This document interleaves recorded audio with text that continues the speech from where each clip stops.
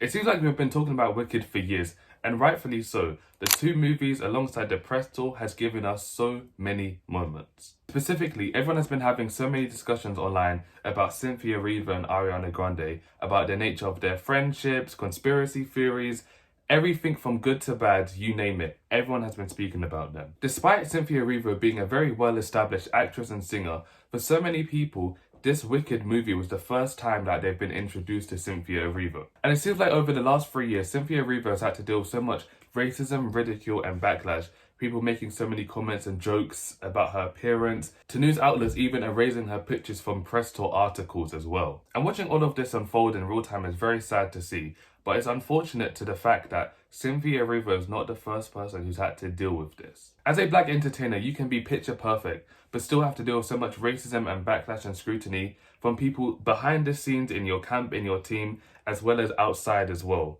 And one of the worst things about this as well is that you can also face so many internal conflicts from people within your community as well. The way that black women are treated in the media is always much harsher and is visible proof of the ongoing disrespect that the media has for black women. And in this video, we're going to be discussing this mistreatment and the dangerous effects that it has on so many people. So stay tuned for this video.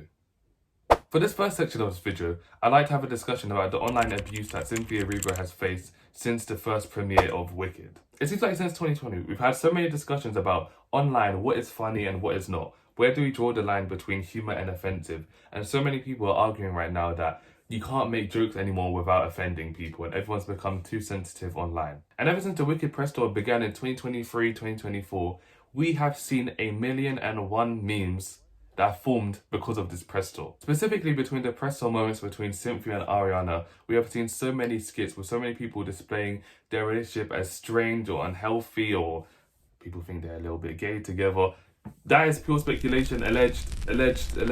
And for me, I'd be lying if I said I didn't see some of the videos and start laughing or reposted a couple of videos as well. But for me, where I draw the line is, I don't like where people ridicule or make fun of someone else's appearance. And it seems like online, so many people have just become so comfortable to make fun of Cynthia Erivo's appearance. People have I've seen people online literally refer to Cynthia Erivo as the black thing that Ariana Grande carries around with her. Online, I've seen so much racial abuse that she's had to endure. And a big thing as well, lots of people have made fun of her nails. And that's always been something that's rubbed me the wrong way. And when doing further research, I fully understand why. Long nails has a deep cultural tie for so many different black cultures. And upon further research, I even found out that stiletto nails were first documented in images appearing on Noble Mangbetu, apologize if I pronounce that wrong, Noble Mangbetu woman from the Congo in the heart of Africa. As well as this in the 50s and 60s, when acrylic nails emerged, black women quickly adopted them as a symbol of style and femininity. And there's a video of this, but I can't find it anywhere. I remember there was a video of Nella Rose, a content creator here from the UK, but originally from Congo. She spoke about how growing up, she always thought that her mum was wearing long nails. And now Nella Rose is known for her signature long nails, and she adopted that from her mother.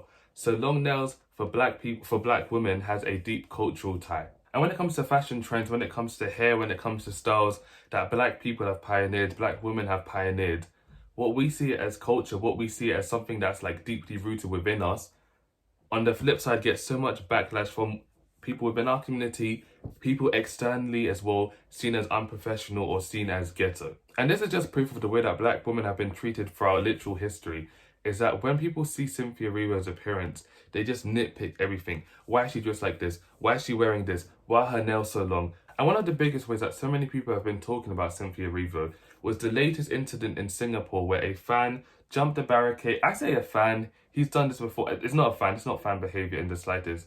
They jumped the barricade and ran to jump and to try and take a picture of Ariana Grande. I'm going to insert the video here. I know you've seen it before, I'm going to put it again. During her Wicked for Good movie premiere, not once. And as you can see from the video, Cynthia was very quick to go defend Ariana Grande. She was quicker than security guards. And for me, when I see this video, I simply just see a friend defending a friend.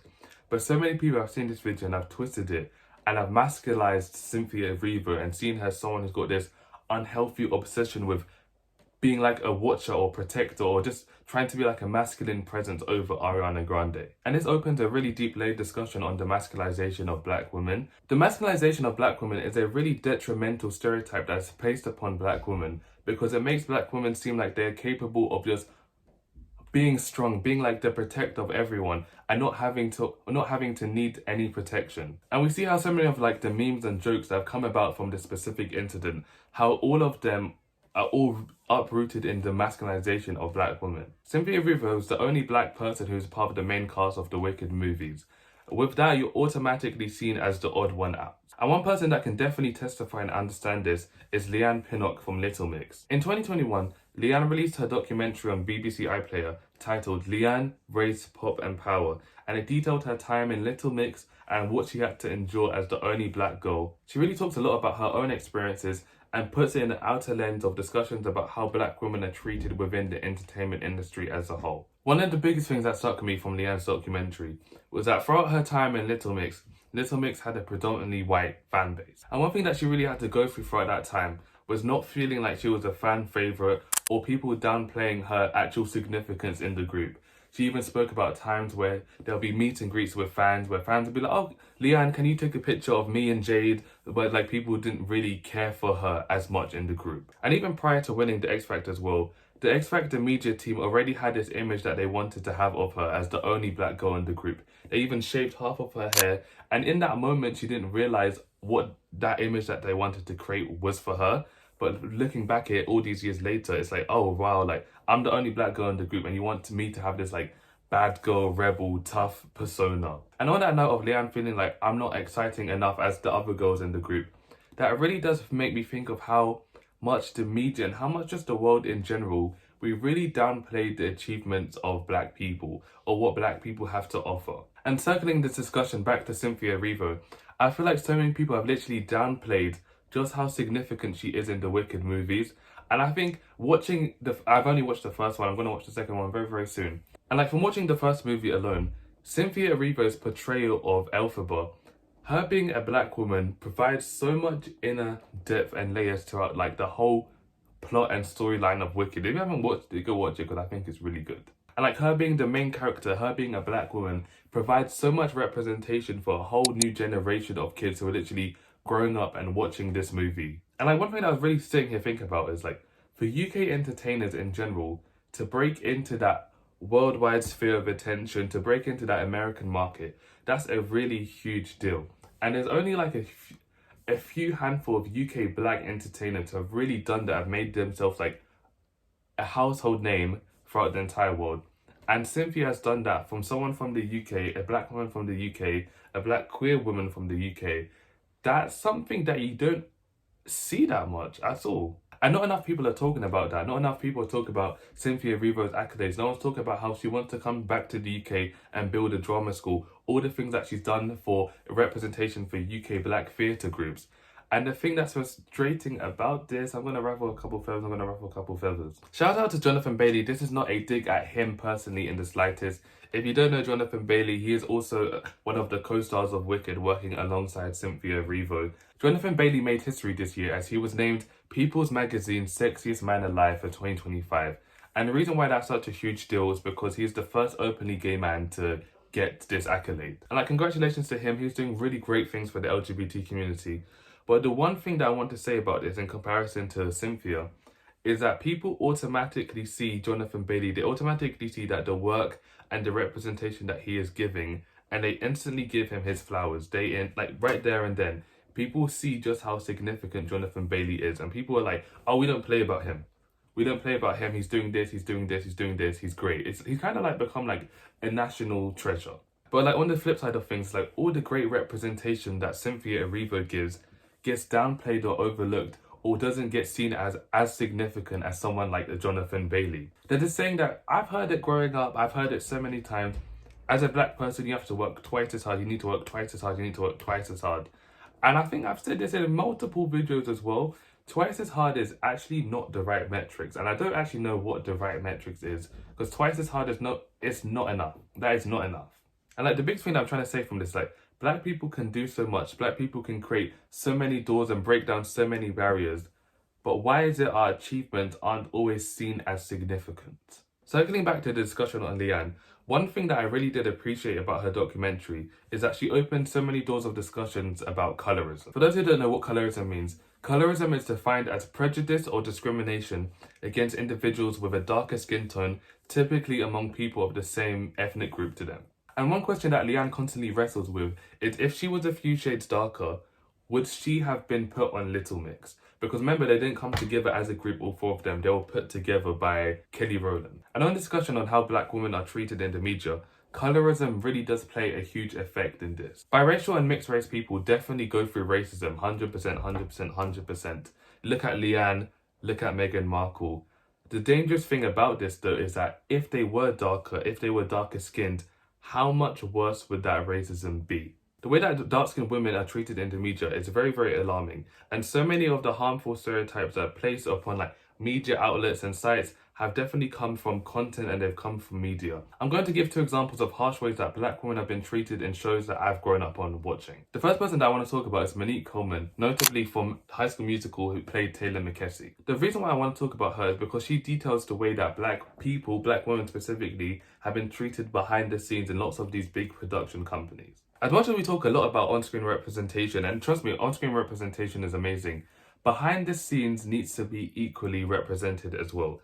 And Monique Coleman is proof that behind the scenes, there wasn't black people who were behind the scenes that were able to cater to her. Throughout all 3 movies in High School Musical, Taylor McKessie was always wearing headbands, and as much as people grew up thinking that was just her signature style, it was actually a stylistic approach that was made by Monique Coleman because the hairstylist did not know how to style black hair for her. And like, this is just so frustrating, like, on behalf of Monique Coleman, like, Disney, the big budget Disney Channel, they couldn't not find not one black hairstylist that would actually know how to do her hair well. That's why it's just so refreshing for this next generation to see this ongoing, because it's not a trend, it shouldn't be a trend, this ongoing push for black representation, especially for children to see. I love seeing it on like children's shows where I'm seeing black characters have got looks, black characters are rocking their afros, because there's been so many generations of black kids who have grown up not seeing that. And like the second point I want to talk about on the flip side is stereotypical writing for black characters. And growing up, we were seeing so many of those. And notably, one of the biggest ones that I think of is Ivy from Good Luck Charlie. It's one of those things where it's like, okay, you guys could have actually wrote her character much better, because Ivy was just generally a very funny person. She's a comedic genius. I love seeing Raven Goodwin on Abbott Elementary. Like, that's one of my favorite shows. Like, I think Raven Goodwin is so funny. I think that some of the ways that they wrote Ivy was just deep rooted in stereotypes. Like, why was she throwing Spencer on the wall? Why was she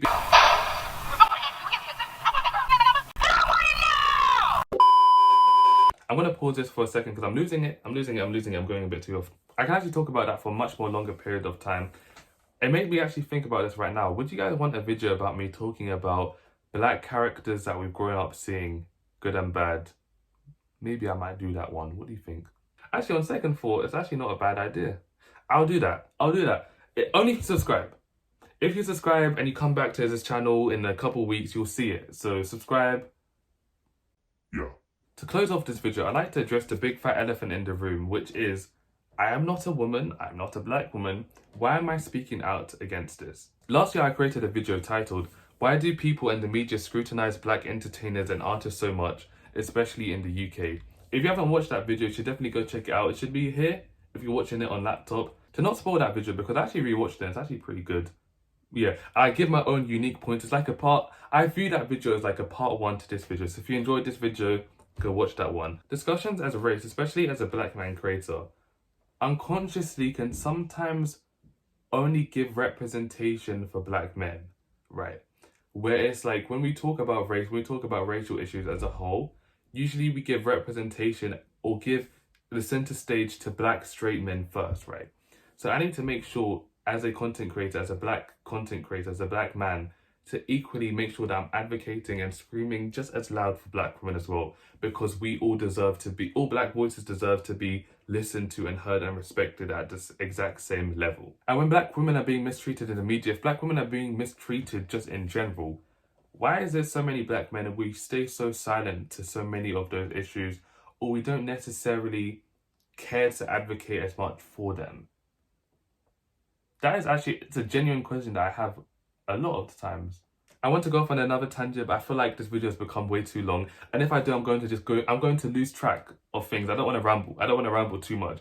If you want to see me ramble more, I've got a whole bunch of videos up here, deep dives. I've got a bunch of racial videos as well. If you like this one, you should also check out my video titled The Adultification of Black Youth, a Crisis We Can't Ignore. It's 1 hour and 15 minutes, so basically a movie, if you do enjoy hearing me ramble about these kinds of things. And as always, if you made it to the end of this video, I appreciate you. I see you. Thank you so much for watching. Please be sure to give a like, comment, share, and subscribe.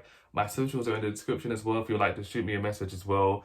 And I'll see you in the next video. And again, I can't say thank you enough. Thank you guys so much for watching. Peace.